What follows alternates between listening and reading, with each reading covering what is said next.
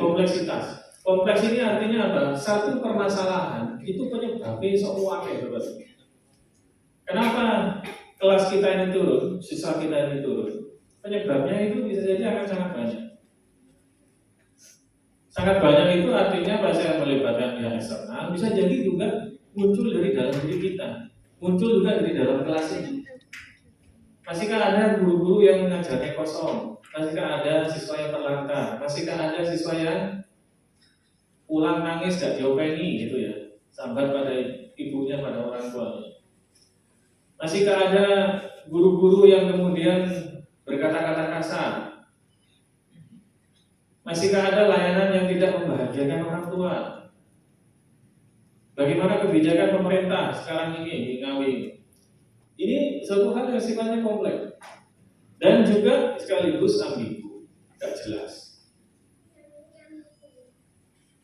Tidak jelas itu maksudnya karena kita memang tidak bisa mengidentifikasi sesuatu hal atau tidak bisa dideskripsikan secara konkret. Sebenarnya kita ini maunya apa gitu ya? Kita ini harapannya seperti apa? SD Muhammadiyah 1 Ngawi ini karepnya kok begini piye siswa? Ibu-ibu ini sebenarnya kita sudah mengidentifikasi dengan jelas nama boten. Apa yang ingin kita berikan pada wali murid, yang ingin kita berikan pada siswa, termasuk yang kepala sekolah atau pengelola sekolah ini berikan pada guru-gurunya. Kira-kira belum jelas nama boten betul. Bapak Ibu dengan masa depannya ini kira-kira sudah jelas nama boten. Madesu. Itu problem kita sehari-hari ya. Nah, hal-hal begini ini menjadi makanannya para orang tentara Amerika. Jadi tentara Amerika itu ketika karena terjadi perang dingin ya dengan Uni Soviet, termasuk juga adanya isu-isu perang nuklir gitu. Maka mereka disiapkan agar menjadi orang yang terlatih dengan situasi yang terlatih. Mereka bisa dengan cepat tanggap menghadapi situasi itu. Makanya Bapak Ibu, tahun 80-an akhirnya muncul film apa? Rainbow 007 apa? 007 itu apa? James Bond. Yang memang suasananya itu terkait dengan situasi perang dunia dan itu melibatkan tentara. Nah, ada juga muncul CIA akhirnya. Organisasi di bawah tanah. Ini sebenarnya semuanya itu untuk mengantisipasi segala hal yang ada di sekeliling kita. Jadi kalau sekolah ini ingin eksis ya, dengan ilmunya FUKA ini, harapannya itu tidak hanya sekedar guru itu tugasnya hanya ngajar saja. Jadi memang harus ada unit-unit yang kita munculkan sebagai sebuah unit intelijen.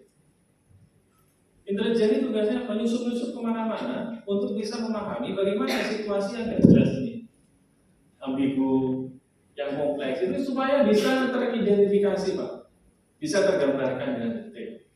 Bagaimana situasi yang ada di lapangan ini sehingga kemudian Bapak Ibu kita bisa menjawab permasalahannya dengan segera, tidak menunggu terlalu lama. Jadi semuanya ini akan sangat bergantung pada FUKA ini. Kalau kita tidak antisipatif terhadap hal ini, akhirnya bingung sendiri.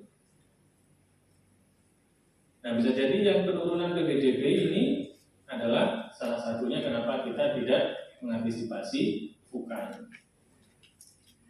Ini sudah 40 tahun yang lalu Bapak Ibu. Dan kita masih belum kenal itu ya. Makanya kita itu seringkali dibuat mainan sama Amerika. Karena Amerika bisa jadi akan sangat melihat Indonesia ini sebagai ancaman, tapi bisa jadi sebagai teman dekat, saudara dekat. Nah, saya ajak Bapak Ibu berpikir dulu yang agak jauh ya, seperti FUKA tadi, apa hubungannya antara tentara Amerika dengan sekolah? Kira-kira apa hubungannya? Saya ajak ibu-ibu mengenal tentang Amerika dengan FUKA ini, kira-kira apa tujuannya ini? Bisa dihubungkan tadi dengan peran kita ini? Mengatasi masalah.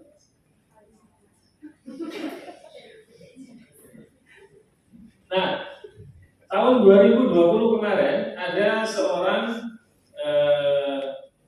ahli manajemen juga dari Amerika menyampaikan istilah BANI,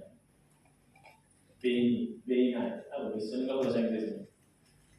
Jadi yang disebut BANI itu adalah brittle, rapuh, anxiety, cemas, non-linear, tidak terarah, dan incomprehensible atau tidak bisa dipahami. Nah, sekarang kita ini hidup di zaman yang kacau atau the age of chaos, zaman yang kacau. Kita hidup di the chaos of world, dunia yang kacau. Perang terjadi di Rusia, Ukraina, ada di ujung sana. Tapi Bapak Ibu, bagaimana kondisi pupuk di sini sekarang bagi petani? Gampang atau mudah? Bapak Ibu ingin beli roti sekarang ini dengan 5 tahun yang lalu sebelum pandemi, kira-kira harganya seperti apa? Luar biasa. Bapak Ibu, wali murid yang dulu menjadi orang kaya, sekarang sudah tiba-tiba menjadi ukoro awal masakin. Mungkin utangnya miliaran. Itu zaman yang kacau ini.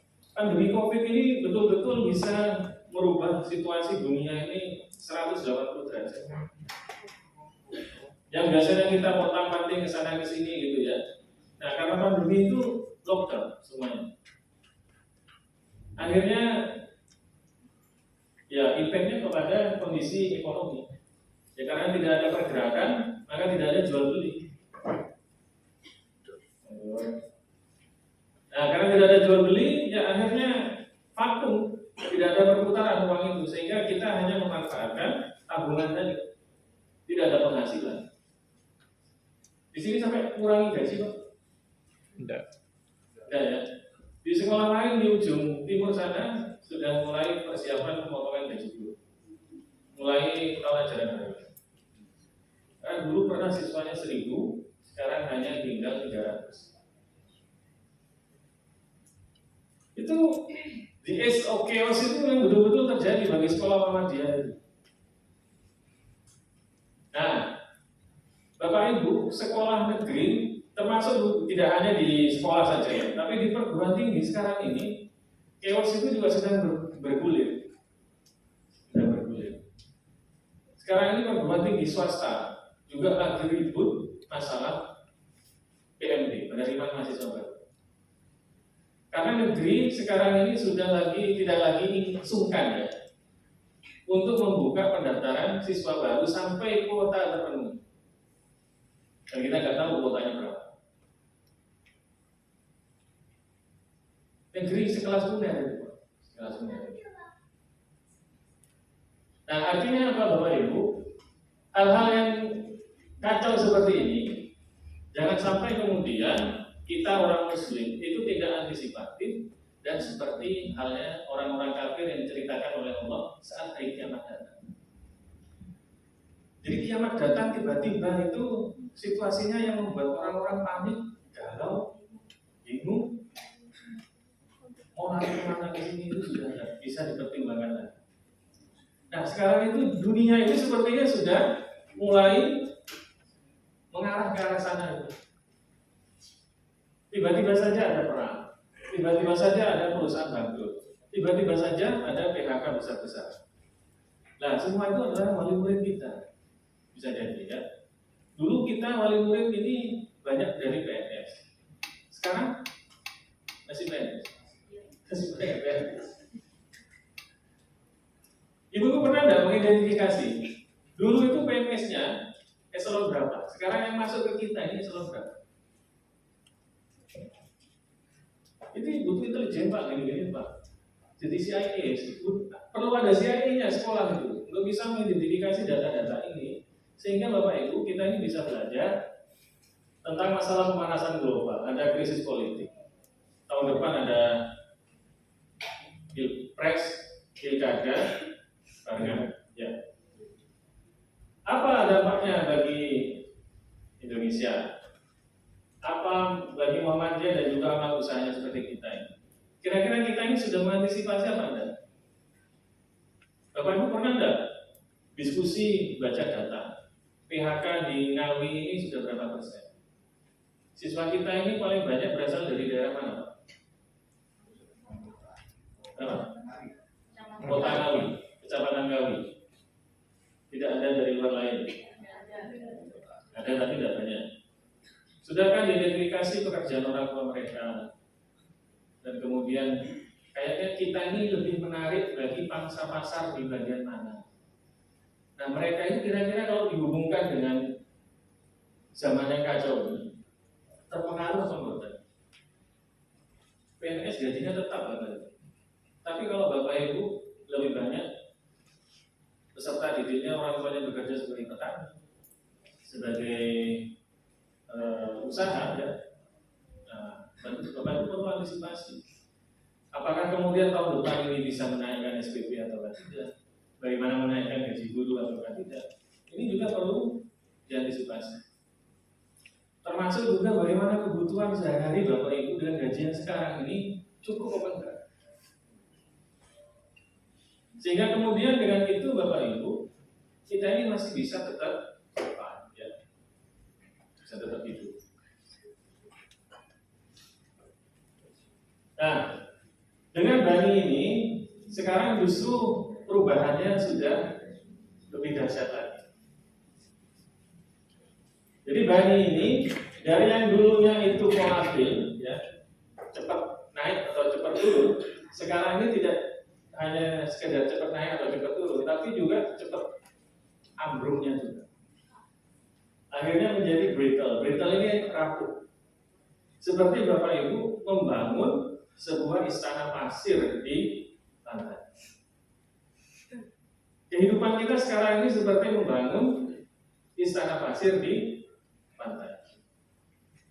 Ketika kemudian sedikit saja digoncang, itu bukan hanya bagian tepinya saja yang gugur, tapi semuanya ambles. Dan itu mungkin terjadi di zaman sekarang ini. Tiba-tiba berbalik 180 derajat kehidupan itu mungkin di zaman sekarang ini. Dan banyak contohnya. Perusahaan yang tiba-tiba ambruk, kolap, tiba-tiba orang terjerat utang piutang yang banyak, pinjol misalnya nggak sengaja tuh, gara-gara pinjaman online itu tiba-tiba, jadi kan akhirnya bisa tahu ternyata ada teman saya hanya pinjam 500 untuk murah-murah jadi selawi juta, bahkan bisa jadi 60 juta. Nah itu dia pekerja guru honorer ya apa? Nah, jadi brittle ya, jadi rapuh.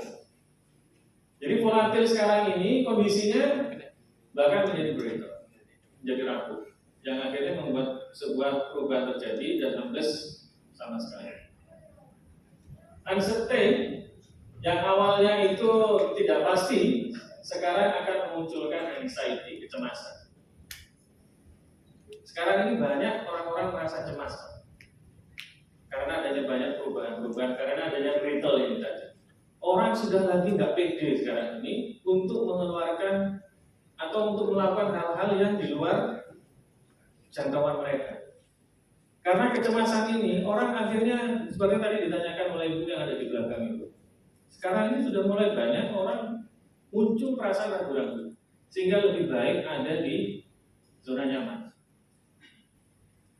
Sekarang ini orang untuk berkreasi itu harus mikir-mikir lagi, tapi nggak jelas alasannya kenapa itu nggak tahu ya. Pokoknya iman-iman lah.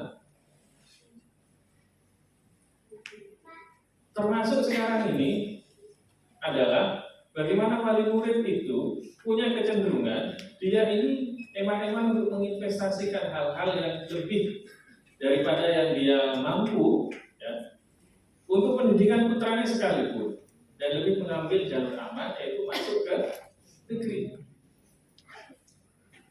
bayar gratis ya, fasilitas juga bagus ya kan. Sekarang sudah jor-joran kan pemerintah itu, guru-gurunya juga sudah dieksplorasi sedemikian rupa, dididik sedemikian dahsyat ya, digenjot untuk guru guru penggerak ya, guru penggerak.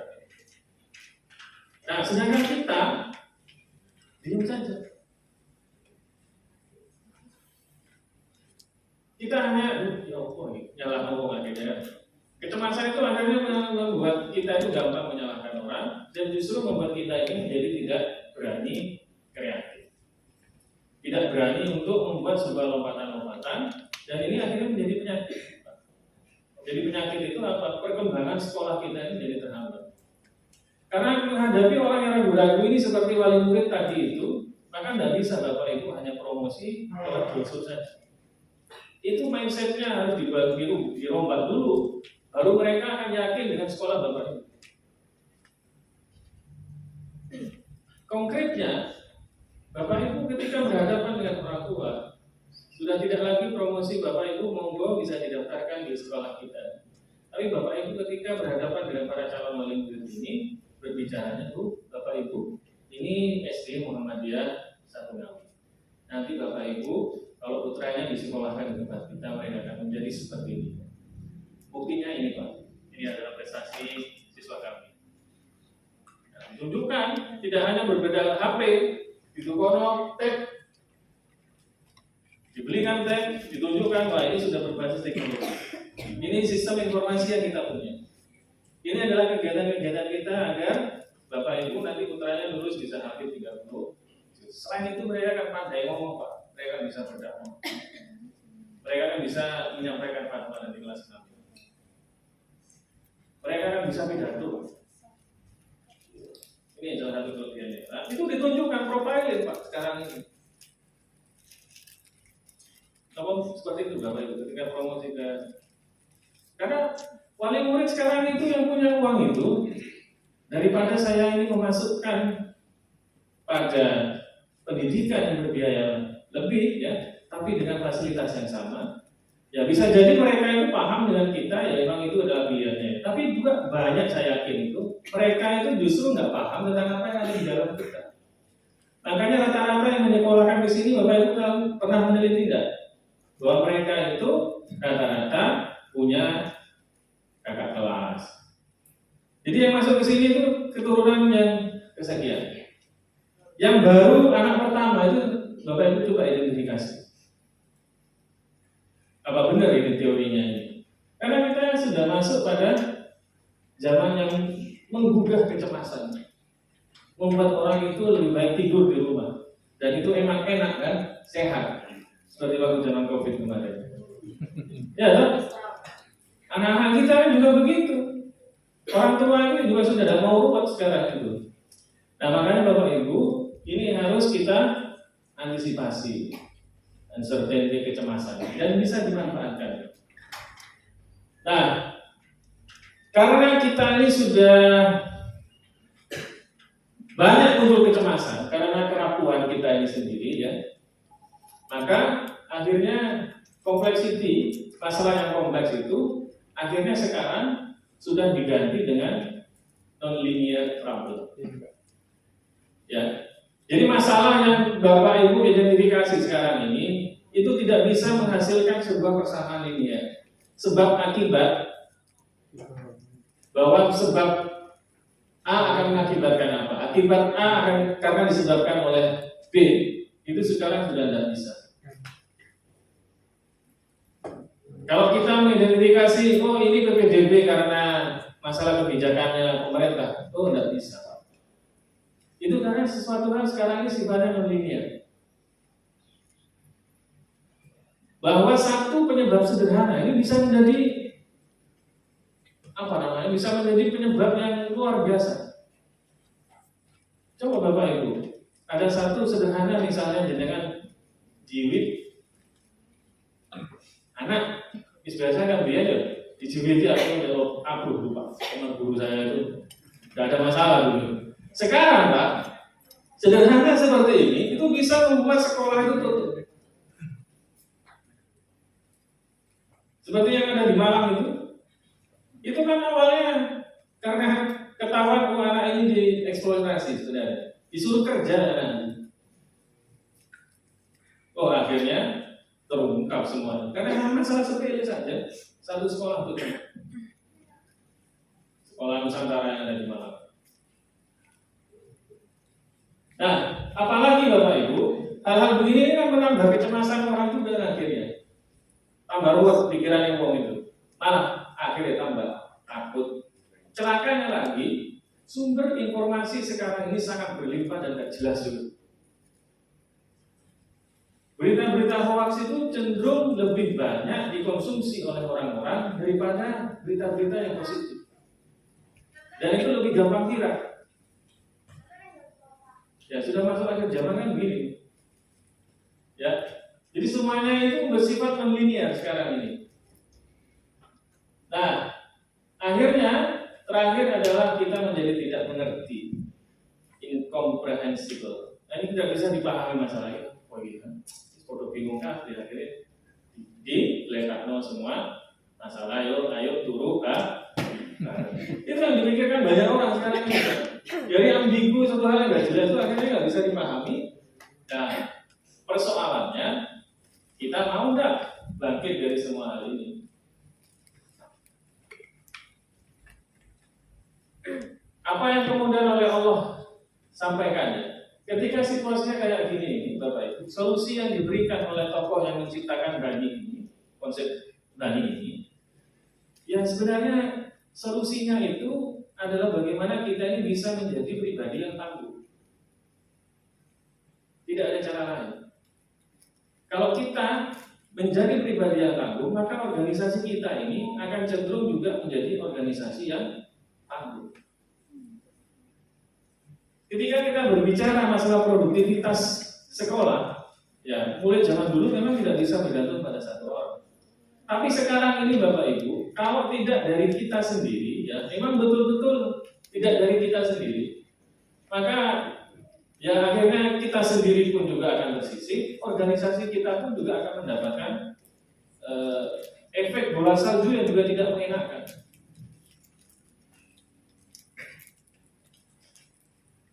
Ini nggak ngejar-ngejar Bapak Ibu ya. Jadi solusinya untuk menghadapi situasi ini itu ya bahagia. Nah dengan bahagia ini Bapak Ibu, maka Bapak Ibu gunakan energi kebahagiaannya ini untuk mengembangkan diri sendiri dan mengembangkan apa yang ada di sekitar Bapak Ibu.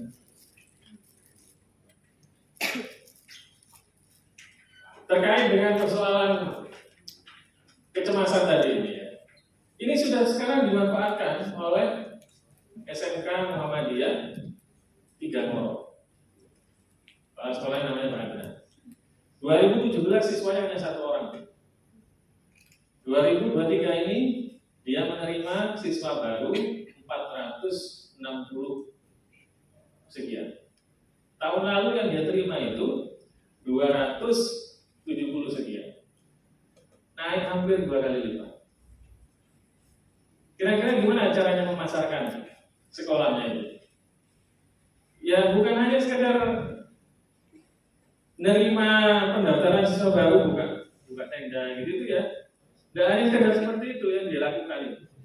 Tapi orang-orang ini Pak Joko, timnya itu semua gurunya itu dilibatkan untuk melakukan promosi.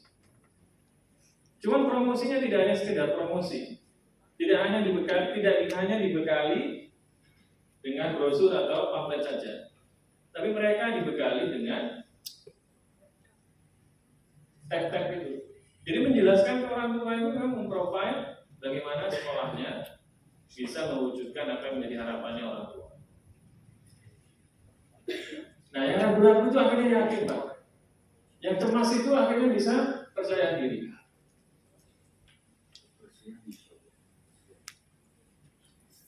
Mungkin tidak ini dikerjakan di sini. Mungkin. Nah, hal-hal yang nggak jelas ini Bapak Ibu yang ada disebut Bani ini atau dulu disebut dengan UKA, sekarang ini lebih parah lagi karena kemudian disebut dengan Bani ini. Solusinya adalah Bapak Ibu bagaimana caranya bisa tetap happy dan bisa menghappykan orang. Nah, persoalannya gimana cara bisa tetap happy itu?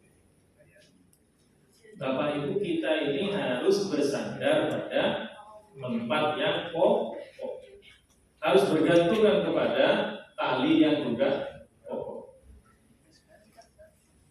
Ini rumus sederhana Bapak Ibu, tapi jarang kita gunakan.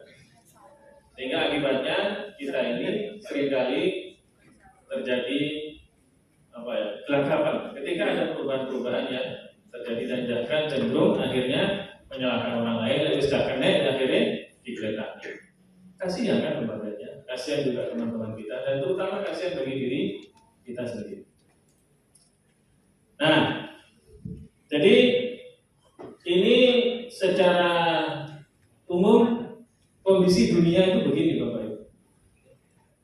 Karena kalau kita bahagia Bapak Ibu dan bisa membahagiakan, maka saya yakin tidak ada terjadi pertengkaran yang tidak diperlukan di sekolah. Kalau sudah terjadi amarah terjadi di sekolah, yang itu terbaca oleh siswa, berpengaruh pada siswa, terbaca oleh guru-guru, ya tadi itu persoalannya kecil, tetapi justru di video, dengan video. Nah ini yang kemudian maksud saya pentingnya bagaimana kemudian merapatkan barisan, Bapak Ibu membangun empati sekali lagi, tapi yang terpenting itu tumbuhkan keyakinan kita pada Allah Subhanahu wa Ta'ala yang punya kasih sayang. Jangan sampai Bapak Ibu yang sudah sertifikasi mohon izin untuk angkat tangan. Baru 4 orang. 7. Baik, masih malu-malu 7 orang. Yang sudah jadi guru tetap.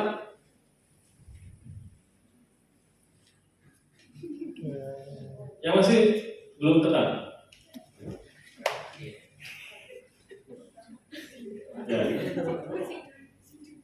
Nah, persoalannya di sini ini, Bapak Ibu, meyakini sesuatu hal itu adalah suatu hal yang baik. Ini adalah modal dasar kita untuk bisa terbebas dari bukan.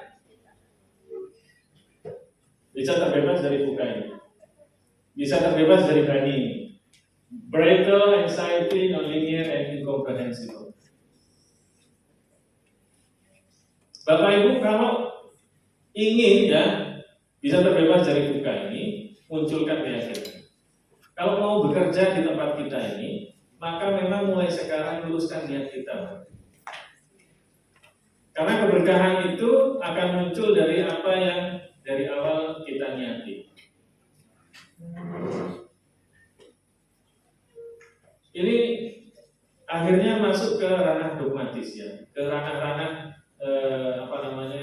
yang sifatnya normatif. Tetapi memang inilah yang ditunjukkan oleh Allah Subhanahu wa Ta'ala pada kita melalui Al-Quran, dimanapun, kapanpun kita ini berada. Betul ya? Di tempat lain itu banyak sekolah yang ternyata naik siswa baru. Jadi jangan sampai kita ini kemudian karena melihat adanya bani ini, tapi justru terbenam karena masalah yang ada di eksternal kita. Tapi kita lupa untuk mengembangkan diri kita dan kemudian bersinergi, berkolaborasi untuk bersama-sama membangun sekolah ini bisa menjadi orang, ya, bisa menjadi sekolah yang baik. Menjadi bahagia, menjadi sabar, dan akhirnya menumbuhkan semangat menjadi lebih baik. Inilah adalah kunci terpenting bagaimana kemudian secara pribadi kita bangkit, secara kelembagaan kita pun juga hebat. Mungkin itu pesan dari saya, Pak.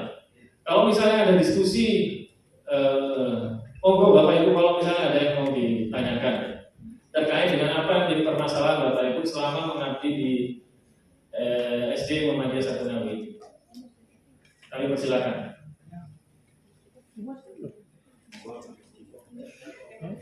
Kalau ada masalah dengan anak-anak, monggo.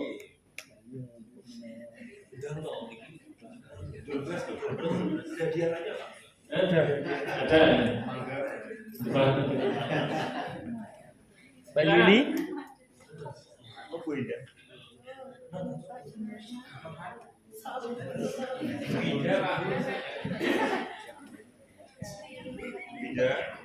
Orang yang yakin itu cirinya orang yang tidak mudah dibengkokkan juga Pak Ibu. Meskipun ada cobaan dari P3K. ASN bentar lagi mau dibuka bulan September kalau nggak salah. P3K juga sama berangkat.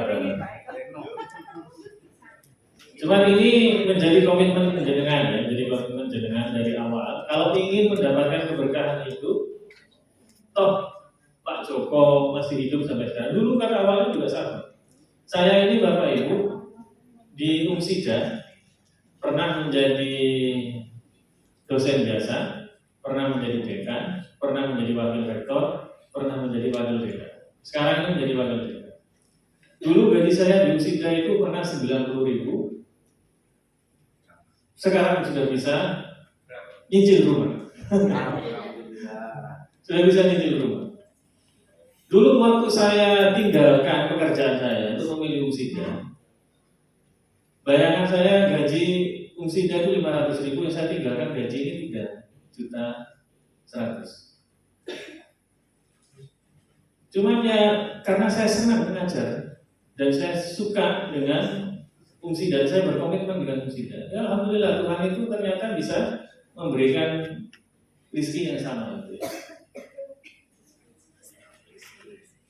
Ya ketika kita mensyukuri sesuatu itu Bapak Ibu, maka kan hanya ada dua indikasi. Bapak Ibu senang dengan yang Bapak Ibu sukai, dan yang kedua Bapak Ibu pasti mau merawat apa yang Bapak Ibu sukai ini dengan meningkatkan kualitasnya. Itu ciri orang bersyukur. Contoh, kalau Bapak Ibu senang dengan sepeda motor, Bapak Ibu tidak mungkin senang ya kalau sepeda motornya itu rusak atau kotor. Ya, pasti akan dilus-lus, dicuci dan diperbaiki. Gimana caranya gini ajarnya itu bisa bertambah lagi. Apalagi beli bojo.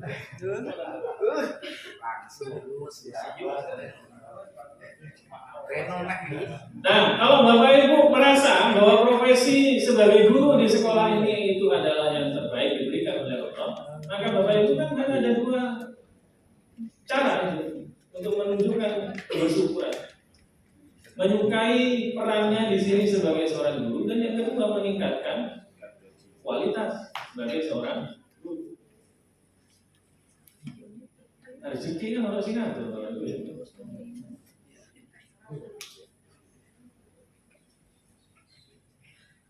Jadi problem nasional.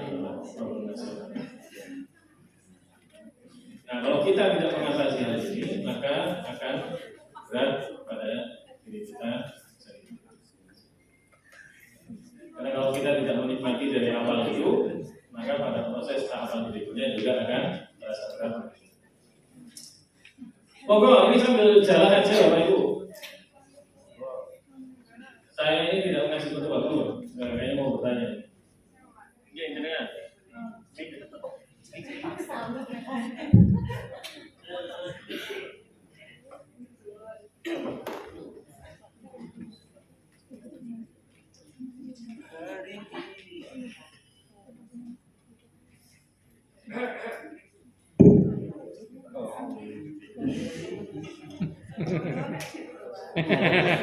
Kan harus bahagia.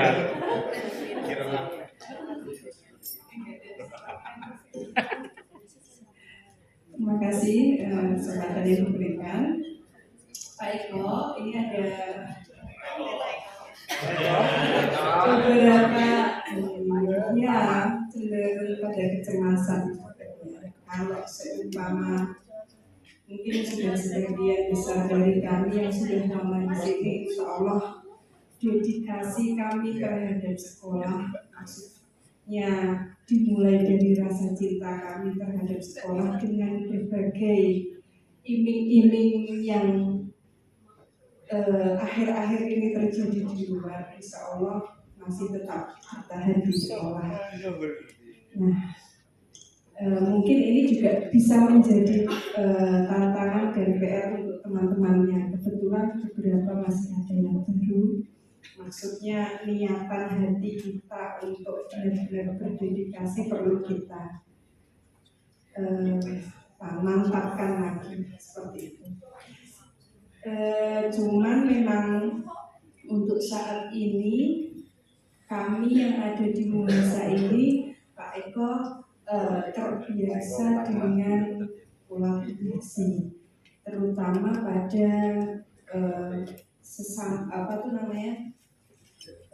di lingkungan sekolah kita. Teman-teman, satu kegiatan mau kecil maupun besar kita selalu kerjakan bersama-sama. Nah, ini pada saat satu masalah, contoh PPDB yang memang kita akui ini masih perlu adanya PR untuk kita, ini juga sebenarnya maksudnya saya jadi berpikir bahwa apa yang kurang dari kita kok bisa seperti ini, padahal kita juga sudah berusaha untuk melakukan terobosan, contohnya seperti itu. Kita juga sudah mempunyai tim untuk mengurusi PPDB. Terus sudah memikirkan atau paling tidak mengidentifikasi, entah itu sudah mendalam atau belum, paling tidak kita sudah mengidentifikasi keadaan di luar itu seperti ini, begitu. Terus sebagian dari yang kita ketahui, sebenarnya masih banyak orang tua yang menginginkan anaknya sekolah di masa ini. Hanya saja dari pihak orang tua yang kami rasa itu sama yang disampaikan oleh Pak Eko, bahwa adanya ketakutan. Ketakutannya kalau kita tanya lebih lanjut, kenapa kok tidak mencoba atau tidak jadi ke sini? Yang ditakutkan adalah biaya, contoh seperti itu. Padahal ada yang lebih pembayaran dan lain sebagainya, itu sebenarnya ada yang lebih daripada itu. Hanya saja rasa ketakutannya karena entah informasi dari mana itu sudah ada terlebih dahulu. Nah, ini sebenarnya sudah kita pikirkan juga, kita juga sudah ini, cuman mungkin trik yang tepat untuk kita itu bagaimana gitu. Kami rasa juga teman-teman yang masuk ke dalam tim, ya pokoknya sudah tim PPDB itu ada Pak, saya rasa juga PPDB-nya di sini ada tim PPDB-nya? Ada. Boleh kasih satu? Yang kapan Pak? Tahun kemarin ini. Sudah Sudah bubar? Belum. PPDB-nya? Abadan, Pak. Oh. Itu ya Pak Eko, kurang lebih seperti itu yang jadi Ya, terima kasih. Ibu pernah ketika bertemu dengan mereka itu, sudahkah pernah diingatkan dengan nilai-nilai ilahiyah tadi? Yang saya sampaikan ke jenengan itu sebenarnya adalah salah satu hal untuk mengurangi kekhawatiran Bapak Ibu tentang hal ini. Karena sekarang ini kondisi begini ini sudah jamak terjadi. Kenapa saya mengingatkan ibu-ibu dan bapak-bapak tentang pentingnya mengingat kasih sayang Tuhan, mengingat kekuasaan Tuhan, dan mengingat apa yang kemudian akan dibalaskan oleh Tuhan atas setiap yang kita kerjakan. Maka sebenarnya ini pun juga dialami para wali murid. Sebenarnya program kita itu kadang-kadang ketika ditawarkan pada orang tua, ini kita bicara tentang masalah apa yang kita sampaikan. Karena sekarang ini kayaknya sudah agak sulit orang tua yang tidak memang betul-betul memahami tentang kita ini untuk mendaftarkan siswa-siswanya ke sini, kecuali mereka itu punya kemantapan hati tentang persoalan akidah.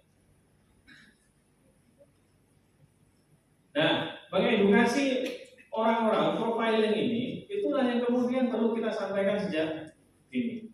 Dan terutama bagaimana kemudian kita ini juga bisa memberikan yang namanya istilahnya itu pengampunan ya. Kalau orang pajak itu juga ada pengampunan pajak. Nah, saya pikir juga ada strategi-strategi yang terkait dengan permasalahan bagaimana pengampunan pengurangan. Nah, strateginya saya pikir sama ya. Bapak Ibu harus ketemu langsung dengan wali murid. Karena orang yang cuma ini tidak bisa hanya melalui apa namanya WA saja, brosur saja itu tidak bisa. Karena dia harus melihat wajah ibu yang bahagia. Karena kalau Bapak Ibu hadir tanpa kebahagiaan, mereka juga sebenarnya akan tertekan bagi sales. Dia akan menganggap kita ini sales, dan sales itu masih menekan orang tua. Nah, kita ini perlu juga mengedukasi para guru-guru itu tentang bagaimana sebenarnya menjalani kehidupan ini dengan happy. Karena dia sendiri kan ada kecemasan, ada ketakutan ya di dalam menghadapi kehidupan. Nah, saya ajarkan tentang bagaimana kemudian menjalani kehidupan dunia ini dengan kebahagiaan, dan ini yang akan diajarkan pada anak-anak. Dan ini ada sebuah jaminan yang juga perlu kita sampaikan. Jadi sekarang ini kita tidak bicara tentang masalah strategi, tapi masalah konten. Konten yang kita ajarkan orang tua. Jadi zaman sekarang ini kalau tidak melalui TikTok itu kan metode ya. Kalau tidak melalui Instagram, melalui YouTube. Nah, kita ini sekarang persoalannya adalah kontennya. Kalau Bapak Ibu cara tradisional ini bagus ya, cuma 73. Ini 578 itu yang kemarin misalnya. Dikelilingnya jauh hari memang sebelumnya. Jadi sebelum proses inden itu kita munculkan, kita ini sudah ketemu dengan calon wali murid. Berat ya? Berat ya Bu ya? Ya gambar ya. Ibu sedih. Bahagia dengan kesedihan orang lain. Ya. Jadi ini menjadi sebuah tantangan kita ya. Dan saya sendiri waktu di Wakil Rektor Bidang Kemahasiswaan itu ya terjun ke sekolah sendiri. Ngobrol dengan para guru-guru BK-nya. Ya bercerita tentang bagaimana profil sekolah cerita. Nah, termasuk juga diskusi persoalan-persoalan psikologis ini, psikologis. Ya, jadi kita ini memang tim-tim PPDB, ya seharusnya memang tim-tim yang kemudian memiliki kecakapan di bidang konten tadi. Jadi tidak hanya kemampuan komunikasi, saya rasa semuanya harus punya. Tapi tentang masalah konten ini bisa diajari, bisa belajar kita maksudnya.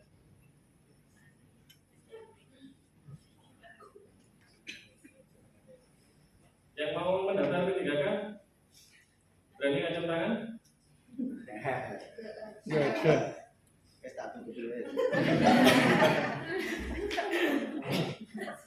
Tapi memulai hal yang positif dengan penuh keyakinan itu adalah tantangan kita ya. Karena anak-anak muda sekarang itu, ini bukan bicara anak muda yang dari sini, anak muda yang di tempat lain. Mereka itu jarang sekali mendapatkan informasi tentang hal-hal yang menumbuhkan keyakinan itu dari figur langsung. Dulu orang seperti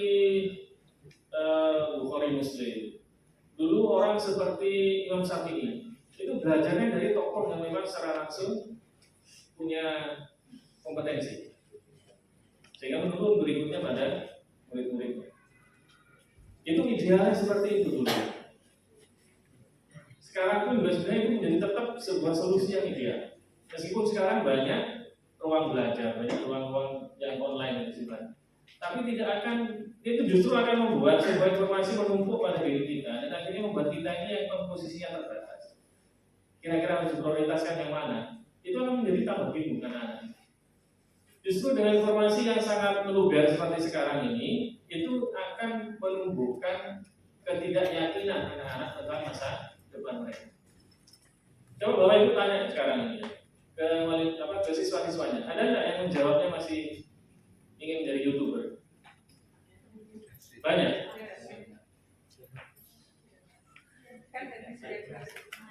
Habis diagnostik, YouTuber ada berapa persen? Pernah nggak kemudian yang jawab YouTuber ini ditanya, coba kamu bisa aja, nah bikin konten Yang betul-betul bisa bikin konten itu berapa persen?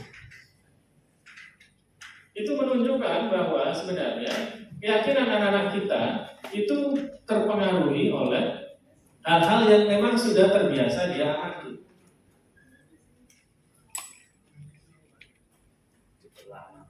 Akhirnya apa? Karena yang diamati itu sesuatu hal yang sifatnya dinamis ya. Akhirnya mereka menjadi generasi bingung. Sekarang mau YouTuber, besok sudah jadi berbeda. Saya itu ada teman saya itu yang curhat kepada saya, anak saya itu ingin jadi YouTuber tapi tak minta bikin konten kan, tapi mengevaluasi konten yang mau apik. Jadi ngeritik orang itu pintar, kenapa ini cewek kan? Iso, bingung orang tuanya kan? Dan itu banyak anak-anak muda sekarang itu yang seperti itu. Ketika kemudian mereka kurang mendapatkan atensi, kurang mendapatkan diskusi, kurang mendapatkan komunikasi melalui percakapan begini, teman.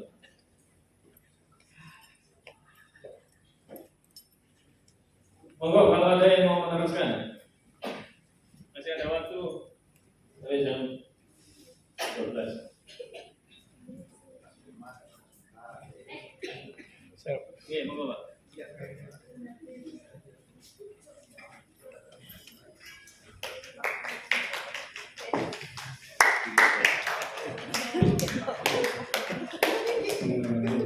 Assalamualaikum warahmatullahi wabarakatuh. Terima kasih sebelumnya. Kalau saya begini Pak, ini mungkin juga curhatan saya. Saya diamanai menjadi pengelola keuangan di sekolah ini. Memang tujuan saya pribadi juga ingin mengajak semua guru karya ini juga menjadi orang yang sejahtera. Seperti itu. Tujuan awal saya dipercaya menjadi pengelola keuangan. Cuman di sini ini kalau saya identifikasi ada kecenderungan belum ada kesamaan visi dari kita semua ini, sehingga ada timbul iri. Jadi ada yang kalau saya gambarkan kan seharusnya orang itu kalau kerjanya kerja keras, penghasilannya kan juga banyak. Kalau kerjanya tidak keras, berarti kan hasilnya juga tidak banyak. Jadi kalau saya gambarkan tadi, ininya itu kerjanya ada yang kerja keras, hasilnya tidak banyak. Ada yang kerjanya tidak banyak, hasilnya banyak. Jadi itu mungkin ada kiat-kiat dari Pak Eko Hadiansa nanti memunculkan visi yang sama sehingga menghasilkan kerja yang keras dan hasilnya banyak dan berkah tentunya. Mungkin itu, Pak Eko, terima kasih. Assalamualaikum warahmatullahi wabarakatuh. Assalamualaikum warahmatullahi wabarakatuh. Salah satu hal yang harus kita yakini dari Tuhan kita itu adalah kasih sayang. Dan salah satu ciri orang yang punya kasih sayang itu adalah adil dan jujur. Ya. Jadi kasih sayang itu sesuatu hal yang ketika diturunkan pada orang lain itu akan memunculkan kebahagiaan.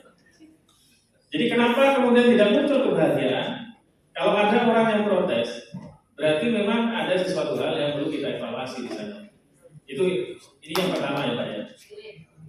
Jadi persoalan kasih sayang itu akan melahirkan kebahagiaan. Kalau ada ketidakbahagiaan, ini barangkali ada sesuatu hal yang tidak memunculkan, tidak mencerminkan adanya kasih sayang. Kebijaksanaan, keadilan, itu kan sebenarnya suatu bentuk dari kasih sayang. Nah, sekarang terkait dengan persoalan keuangan ya, masalah penggajian. Bagaimana kemudian agar menjadi sebuah hal yang adil ya, itu kan bagian dari kasih sayang tadi itu. Kalau di tempat kami Pak, ada yang namanya merit system.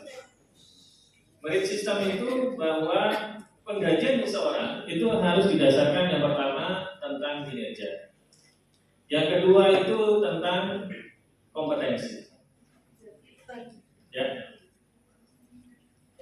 Nah, bicara tentang kinerja, artinya orang yang memiliki yang ketiga kualifikasi. Yang ketiga itu kualifikasi. Orang yang punya kualifikasi lebih tinggi seharusnya punya pendapatan yang lebih bagus. Karena mereka belajar S2 misalnya itu lebih sulit daripada hanya sekedar S1. Kinerja itu namanya merit system ya. Orang yang memiliki jam kerja yang lebih banyak dan produktivitas yang lebih banyak, maka seharusnya juga ada perbedaan. Yang ketiga adalah tentang kompetensi.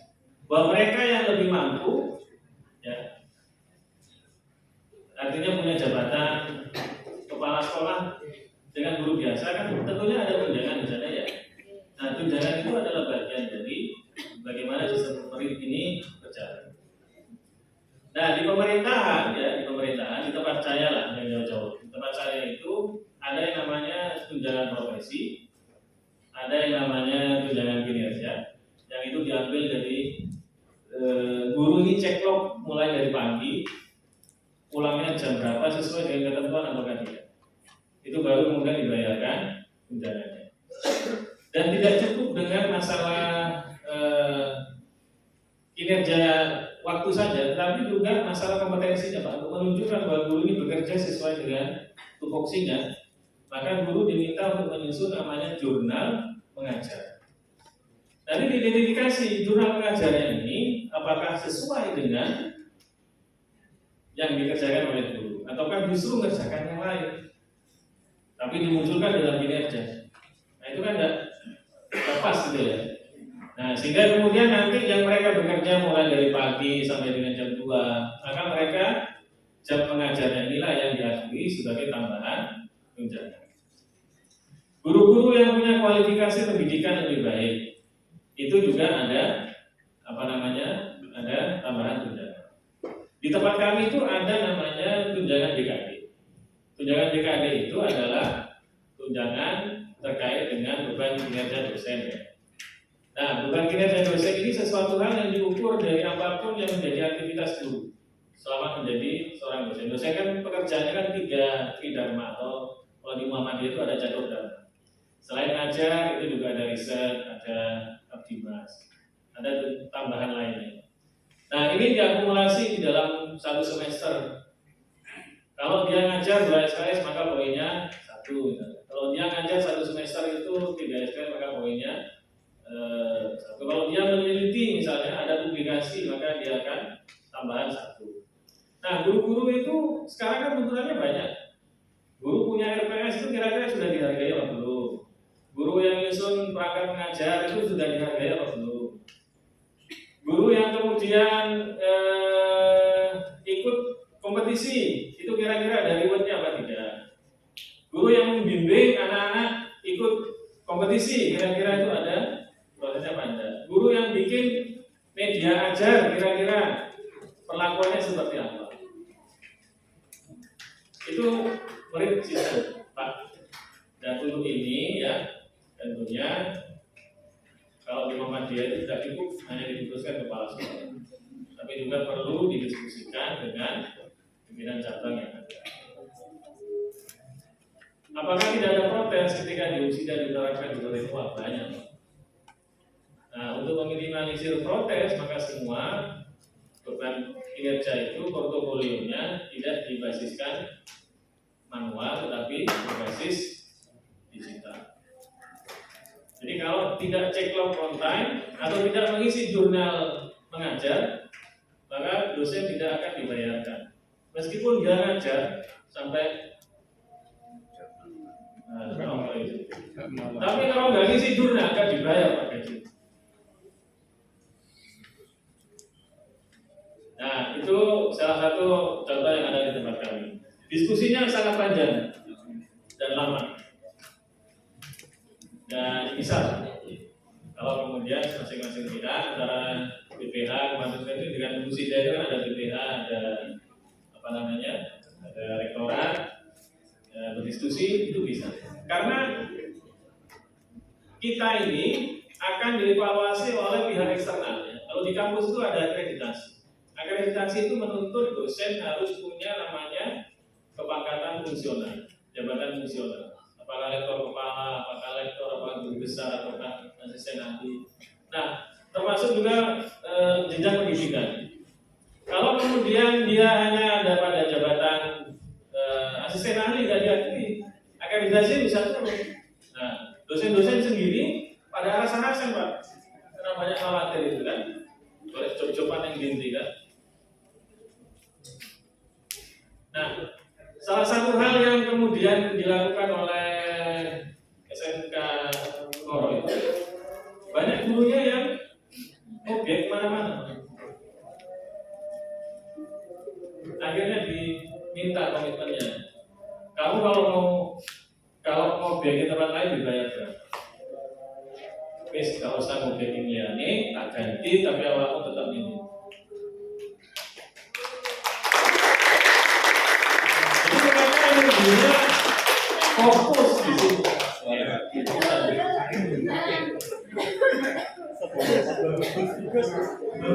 Dan ini kok apa sih kok? Wes guru tetap, wes sertifikasi, wes ngobjek yang tempat lain gitu, gimana Pak kalau itu? Wah, itu nanti balasannya yang malaikat alim dengan ngatur. Ya, kita ini butuh fokus Bapak. Energi kita ini terbatas ya. Kita ini butuh menikmati hidup, apalagi umurnya 40 tahun. Umur 40 tahun kita ini diminta oleh Tuhan itu berdoa 3 hal. Yang pertama itu supaya diberi petunjuk untuk mensyukuri apa yang diberikan kepada Allah. Syukur itu tadi itu ya, dia bisa menikmati apa yang dia kerjakan dan merawat apa yang kemudian dia kerjakan untuk bisa menjadi lebih baik.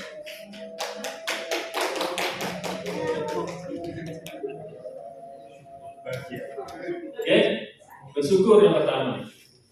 Ciri orang yang tidak bersyukur itu adalah apa? Ya, dia masih berpikir tentang 40 tahun ini, bisa berpikir saya ini dapat apa. Bukan berpikir dia bisa ngasih apa. Umur 40 tahun ini yang kemudian diminta petunjuknya yang kedua itu sama Allah itu, supaya diberi petunjuk supaya bisa beramal soleh. Nah, amal soleh dengan apa? Ya dengan yang sudah dia syukuri tadi.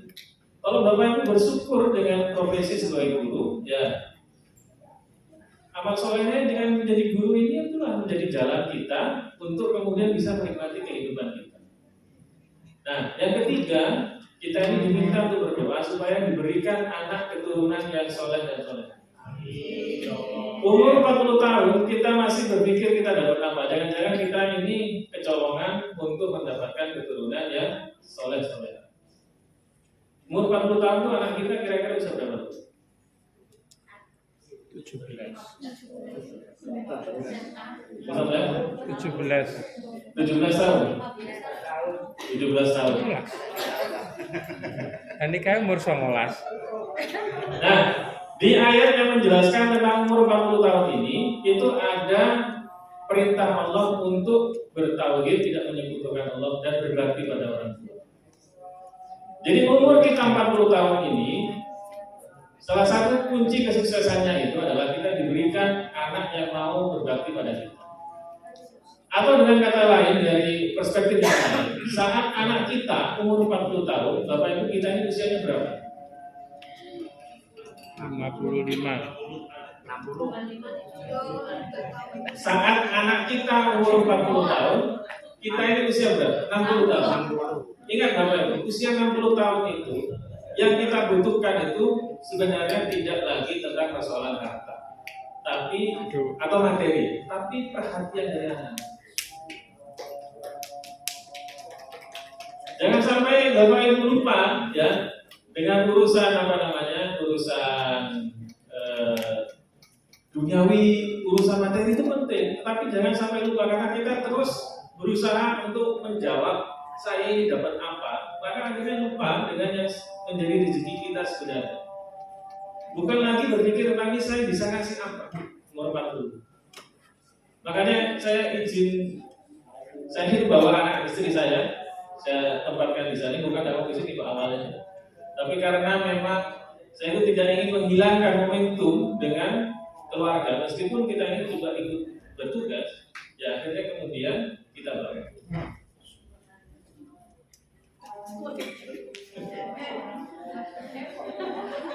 Masya Allah, kok subhanallah gitu. Ya, saya itu yang anak pertama masih tinggal di Sidoarjo, dan mau ikut. Karena hari ini harus ada praktikum destilasi, masih SMA kelas 2. Aku ya tidak apa-apa, terserah. Dulu waktu kelas 3 SD saya itu masih ingat dia itu nangis ketika mengerjakan PR. Jangan PR dari sekolah itu. Sekolah kan bikin tidak bahagia anak saya. Sekolah mama dia juga beda itu. Karena saya ingin ngelatih anak saya biar bisa bahagia. Saya suruh tinggalkan kerja.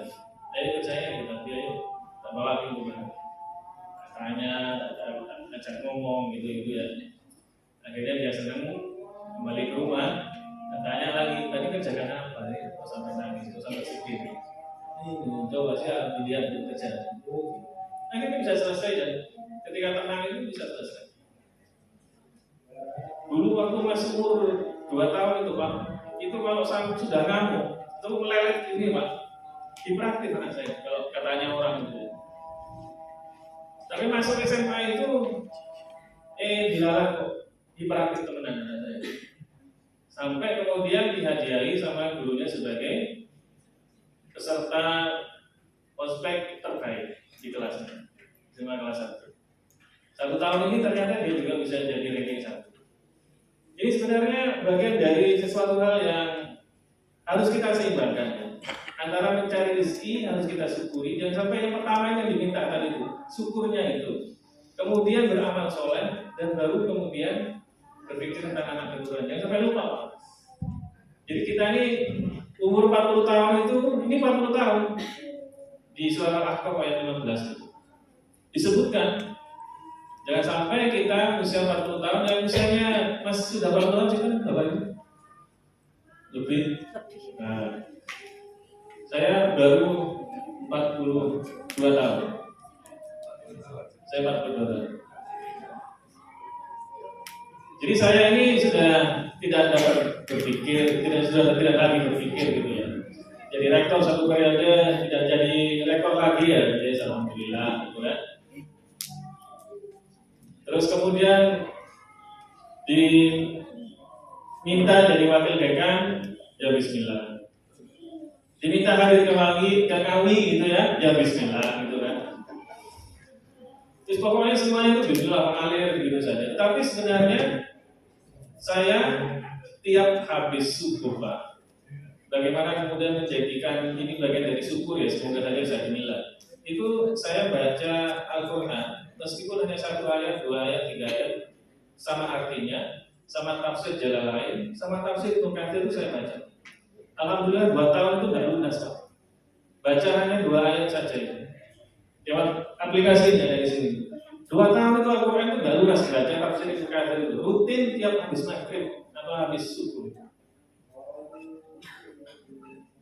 Karena apa yang tadi saya sampaikan dengan wali murid atau dengan bapak-bapak ini ketika saya menjelaskan itu ya karena psikologi secara teoritik itu nggak bisa menjawab persoalan kayak gini.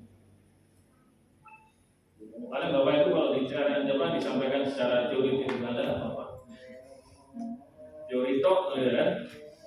Tapi kalau akhirnya kemudian kita masukkan ke Al-Quran, ke Al-Hadis, ya memang itu yang menjadi tantangan kita sekarang ini.